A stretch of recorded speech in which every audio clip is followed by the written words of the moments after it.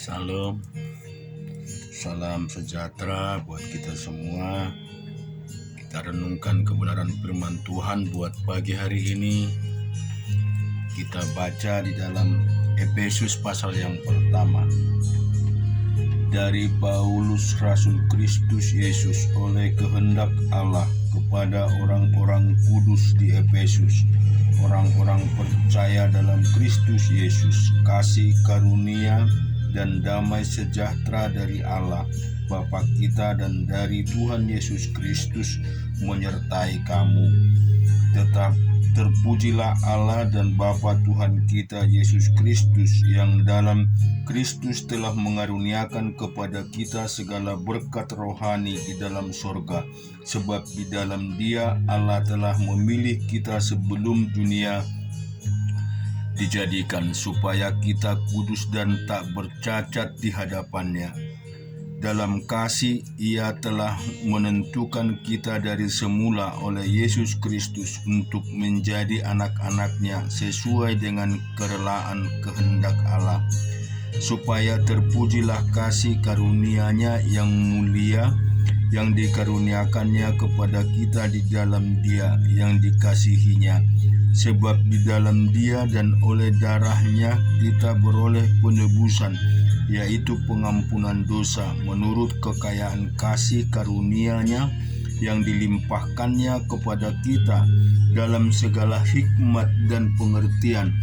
Sebab Ia telah menyatakan rahasia kehendak-Nya kepada kita sesuai dengan rencana kerelaannya, yaitu rencana kerelaan yang dari semula telah ditetapkannya di dalam Kristus sebagai persiapan kegenapan waktu untuk mempersatukan di dalam Kristus sebagai kepala sesuatu, baik yang di sorga maupun yang di bumi.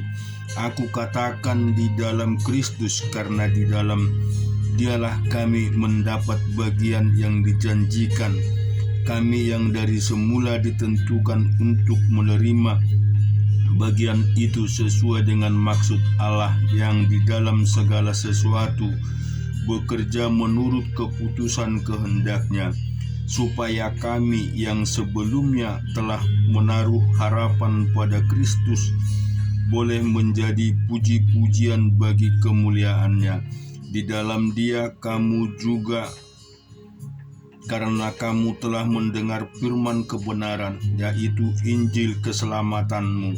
Di dalam Dia kamu juga ketika kamu percaya dimeteraikan dengan Roh Kudus yang dijanjikannya itu. Dan Roh Kudus itu adalah jaminan bagian kita sampai kita memperoleh seluruhnya, yaitu penebusan yang menjadikan kita milik Allah untuk memuji kemuliaan-Nya. Karena itu, setelah aku mendengar tentang imanmu dalam Tuhan Yesus dan tentang kasih-Mu terhadap semua orang kudus, aku pun tidak berhenti mengucapkan syukur kepada kamu, dan aku selalu mengingat kamu dalam doaku dan meminta kepada Allah Tuhan kita Yesus Kristus, yaitu Bapa yang mulia itu, supaya Ia memberikan kepadamu roh hikmat dan wahyu untuk mengenal dengan benar, dan supaya Ia menjadikan mata hatimu terang, agar kamu mengerti pengharapan apakah yang terkandung dalam panggilan-Nya, betapa kayanya kemuliaan bagian yang ditentukannya bagi orang-orang kudus, dan betapa hebat kuasa-Nya bagi kita yang percaya, sesuai dengan kekuatan kuasa-Nya yang dikerjakannya di dalam Kristus dengan membangkitkan Dia dari antara orang mati dan mendudukkan Dia di sebelah kanan-Nya di sorga, jauh lebih tinggi dari segala pemerintah dan penguasa dan kekuasaan dan kerajaan dan tiap-tiap nama yang dapat disebut, bukan banyaknya di dunia ini saja, melainkan juga di dunia yang akan datang. Dan segala sesuatu telah diletakkannya di bawah kaki Kristus, dan dialah telah diberikan kepada jemaat sebagai kepala dari segala yang ada. Jemaat yang adalah tubuhnya, yaitu kepenuhan Dia yang memenuhi semua dan segala sesuatu. Kita juga membaca di dalam Daniel pasal yang kedua. Pada tahun yang kedua pemerintahan Nebukadnezar, bermimpilah Nebukadnezar, karena itu hatinya gelisah dan ia tidak dapat tidur. Lalu raja menyuruh memanggil orang-orang berilmu, ahli jampi, ahli sihir, dan para kasdim untuk menerangkan kepadanya tentang mimpinya itu. Maka datanglah mereka dan berdiri di hadapan raja. Kata raja kepada mereka, "Aku bermimpi dan hatiku gelisah karena ingin mengetahui mimpi itu." Lalu berkatalah para kasdim itu kepada raja, "Ya raja, kekallah hidupmu. Ceritakanlah kepada hamba-hambamu mimpi itu, maka kami akan memberitahukan maknanya." Tetapi raja menjawab para kasdim itu, "Aku telah mengambil keputusan, yakni jika kamu tidak memberitahukan kepadaku mimpi itu dengan maknanya, maka kamu akan dipenggal-penggal dan rumah-rumahmu akan dirobohkan menjadi timbunan puing. Tetapi jika kamu dapat memberitahukan mimpi itu dengan maknanya, maka kamu akan menerima hadiah, pemberian-pemberian dan penghormatan yang besar daripadaku. Oleh sebab itu beritahukanlah kepadaku mimpi itu dengan maknanya." Mereka menjawab pula, "Silakan tuanku raja menceritakan mimpi itu kepada hamba-hambanya ini, maka kami akan memberitahukan maknanya." Jawab raja, "Aku tahu benar-benar bahwa kamu mencoba mengulur-ulur waktu, karena kamu melihat bahwa aku telah mengambil keputusan, yakni jika kamu tidak dapat memberitahu kepadaku mimpi itu, maka kamu akan kena hukuman yang sama. Dan aku tahu bahwa kamu telah bermufakat untuk mengatakan kepadaku hal-hal yang bohong dan busuk sampai keadaan berubah. Oleh sebab itu ceritakanlah kepadaku mimpi supaya aku tahu bahwa kamu dapat memberitahukan maknanya juga kepadaku."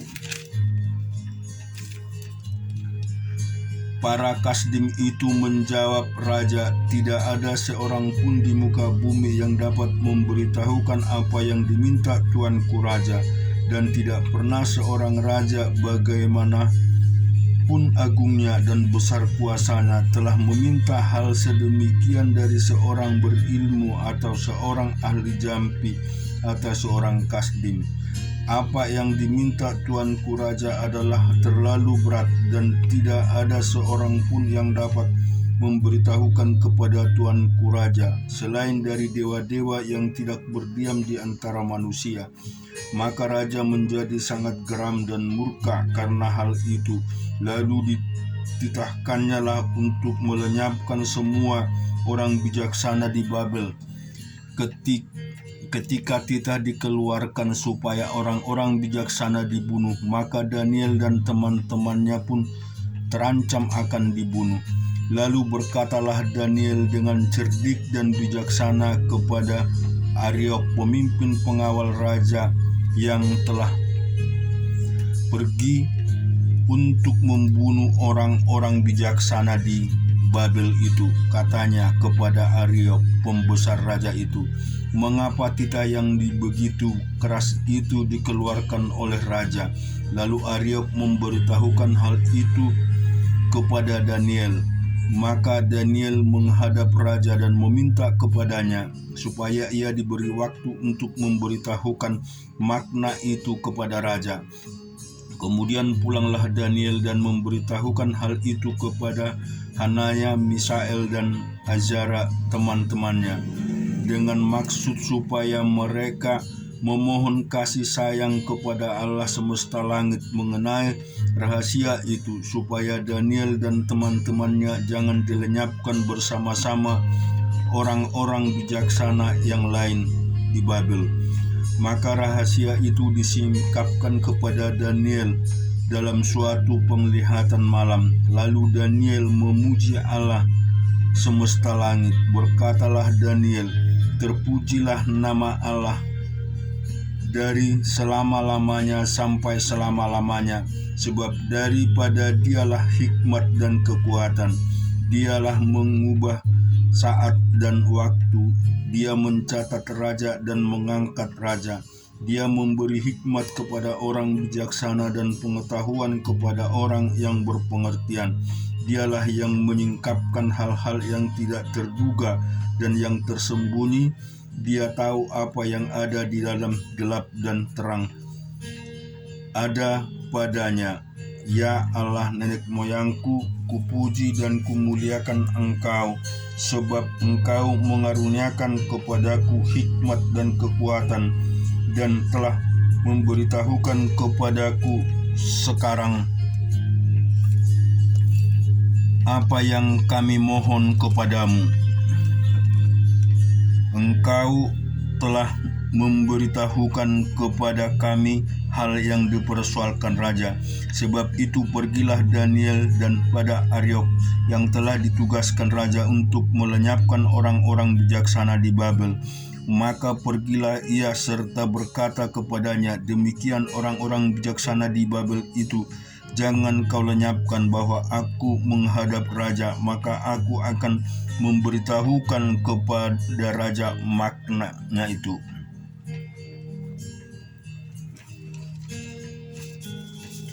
Kita juga membaca firman Tuhan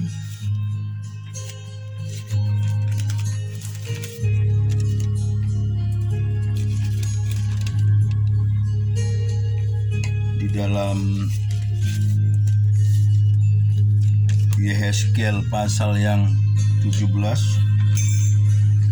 Maka datanglah firman Tuhan kepadaku, hai anak manusia, katakanlah suatu teka-teki dan ucapkan suatu perumpamaan kepada kaum Israel.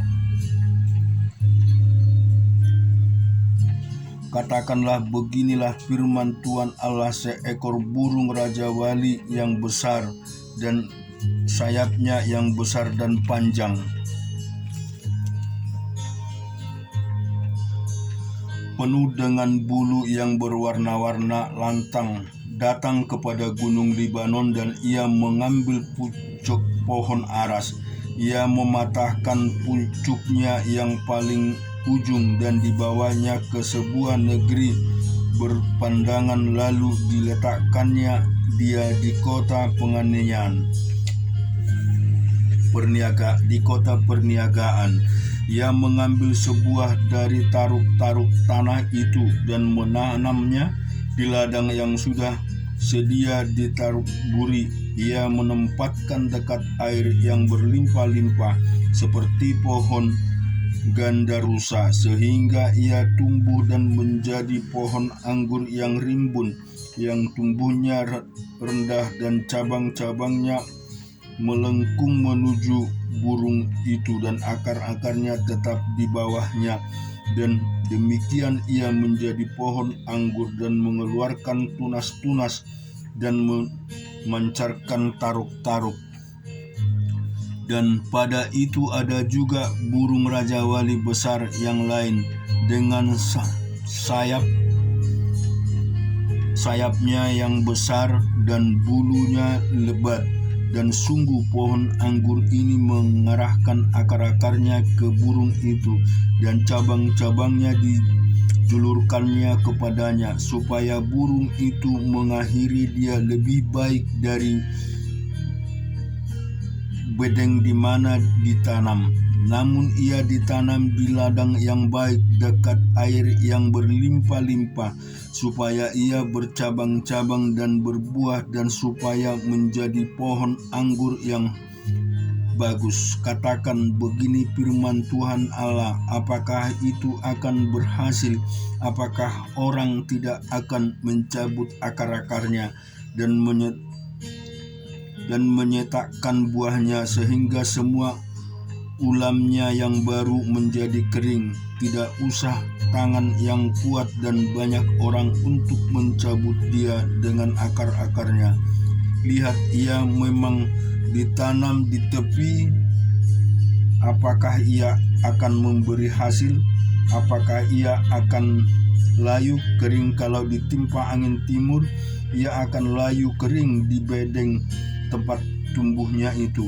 Maka datanglah firman Tuhan kepadaku, katakanlah kepada kaum pemberontak, tidakkah kamu mengetahui apa artinya ini? Katakanlah, lihat, Raja Babel datang ke Yerusalem, dan ia mengambil rajanya dan pemuka-pemukanya dan membawa mereka ke Babel baginya. Lalu ia mengambil seorang yang berasal dari keturunan raja dan mengadakan perjanjian, dan dia sampai menyuruh dia bersumpah. Ia mengambil juga orang-orang berkuasa di negeri itu, supaya kerajaan itu menjadi lemah, dan jangan memberontak lagi juga, supaya mereka teguh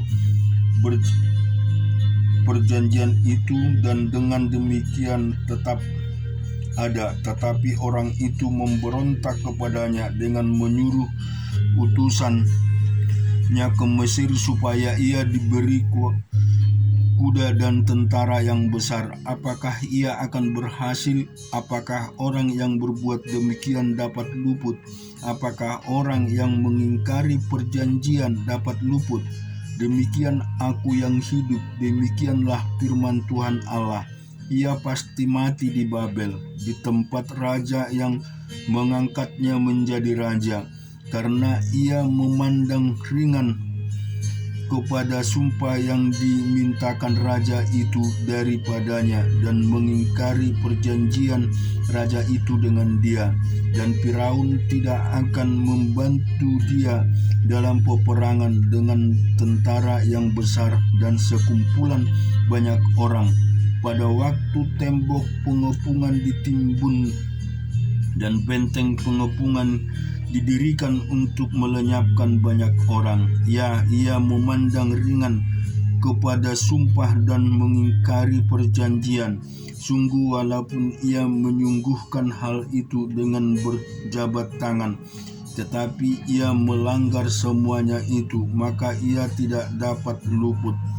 Oleh sebab itu, beginilah firman Tuhan Allah, demi aku yang hidup, aku pasti menimpakan atas kepalanya sumpahnya kepadaku yang dipandangnya ringan, dan perjanjiannya di hadapanku yang diingkarinya. Aku akan memasang jaringku untuk menangkap dia, dan di dalam perangkapku ia akan terjebak. Aku akan membawa dia ke Babel, dan di sana aku akan berperkara dengan dia, karena ia berubah setia terhadap aku, dan semua tentara pilihannya akan tewas dimakan pedang, dan yang terluput akan dihamburkan ke semua mata angin. Dan kamu akan mengetahui bahwa akulah Tuhan yang mengatakannya. Beginilah firman Tuhan Allah, aku sendiri akan mengambil sebuah carang dari puncak pohon aras yang tinggi dan menanamnya. Aku mematahkan dari pucuk yang paling ujung dan yang masih muda, dan aku sendiri akan menanamnya di atas sebuah gunung yang menjulang tinggi ke atas. Di atas gunung Israel yang tinggi akan kutanam dia, agar ia bercabang-cabang dan berbuah dan menjadi pohon aras yang hebat. Segala macam burung dan yang berbulu sayap tinggal di bawahnya, mereka bernaung di bawah cabang-cabangnya. Maka segala pohon di ladang akan mengetahui bahwa Aku Tuhan merendahkan pohon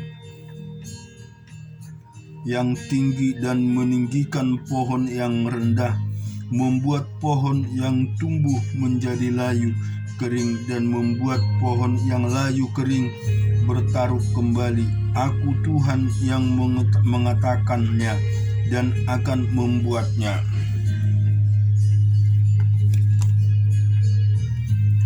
Kita juga baca di Raja-Raja pasal yang kedua ayat 1 sampai dengan 24.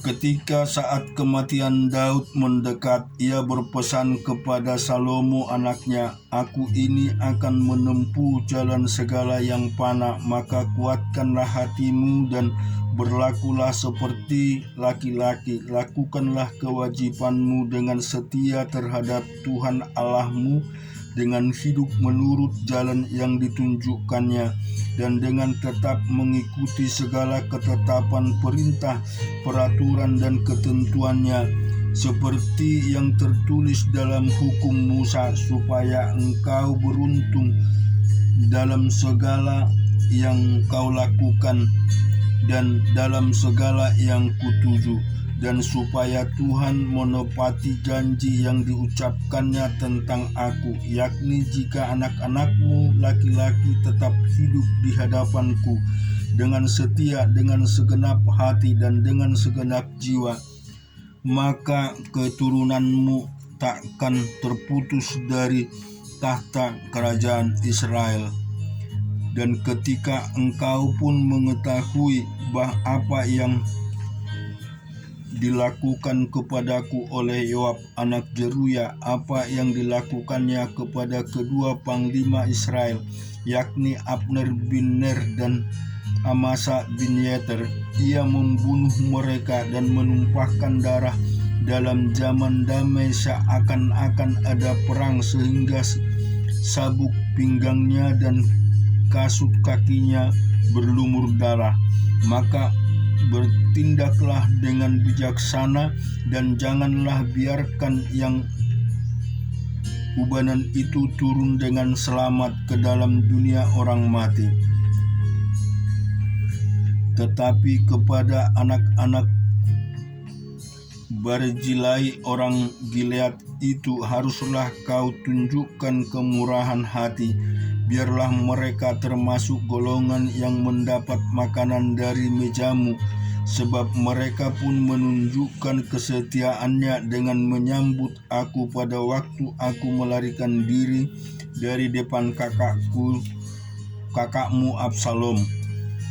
Juga masih ada padamu Simei bin Gera orang Benyamin dari Buhurim. Dialah yang mengutuki aku dengan kutuk yang kejam pada waktu aku pergi ke Mahanim, tetapi kemudian ia datang menyongsong aku dan sungai Yordan, dan aku telah bersumpah kepadanya, demi Tuhan, takkan kubunuh engkau dengan pedang. Sekarang janganlah bebaskan dia dari hukuman, sebab engkau seorang yang bijaksana dan tahu apa yang harus kau lakukan kepadanya untuk membuatnya yang ubanan itu turun dengan berdarah ke dalam dunia orang mati. Kemudian Daud mendapat perhentian bersama-sama nenek moyangnya, dan ia dikuburkan di kota Daud. Dan Daud memerintah orang Israel selama 40 tahun di Hebron. Ia memerintah 7 tahun dan di Yerusalem ia memerintah 3 tahun 30 3 tahun. Salomo duduk di atas tahta Daud ayahnya, dan kerajaan sangat kokoh. Pada suatu hari Adonia anak Hagit masuk menghadap Batseba, ibu Salomo. Lalu perempuan itu berkata, "Apakah engkau datang dengan maksud damai?" Jawabnya, "Ya, damai." Kemudian katanya, "Ada sesuatu yang hendak kukatakan kepadamu." Jawab perempuan itu, "Katakanlah."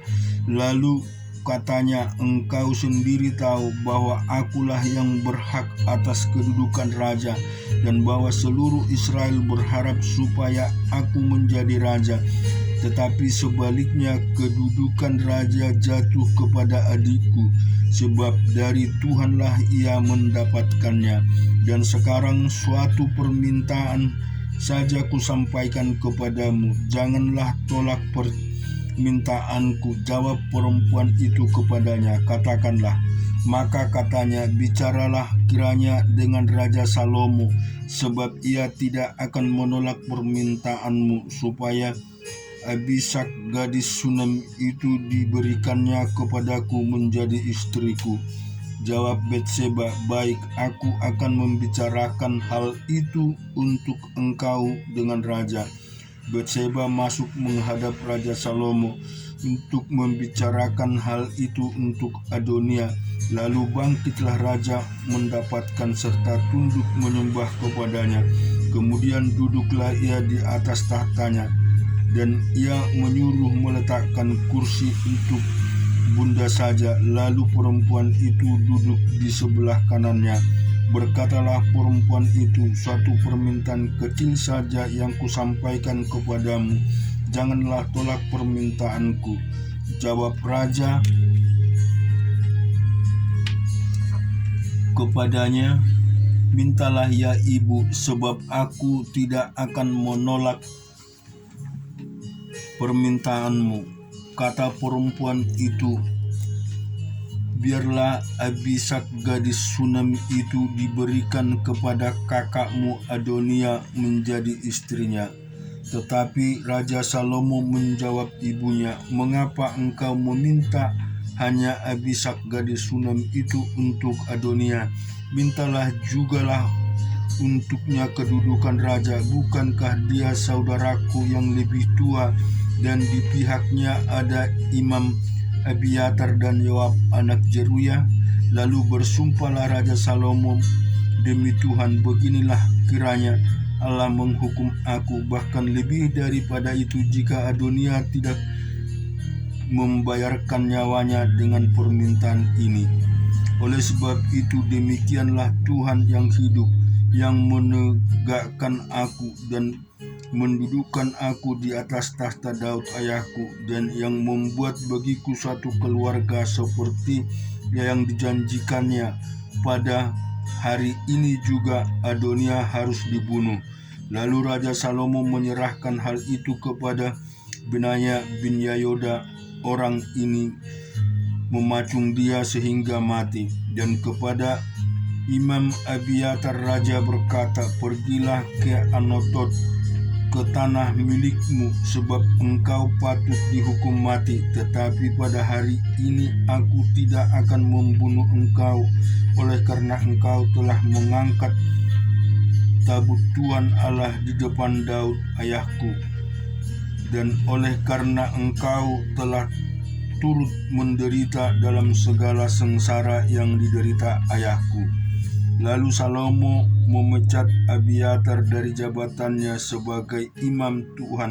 Dengan demikian Salomo memenuhi firman Tuhan yang telah dikatakannya di Shilo mengenai keluarga Eli. Ketika kabar itu sampai kepada Yoab, memang Yoab telah memihak kepada Adonia, sekalipun ia tidak memihak kepada Absalom.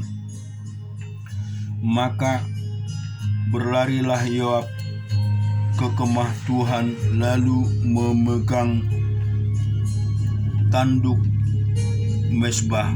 Amin. Tuhan memberkati kita semua.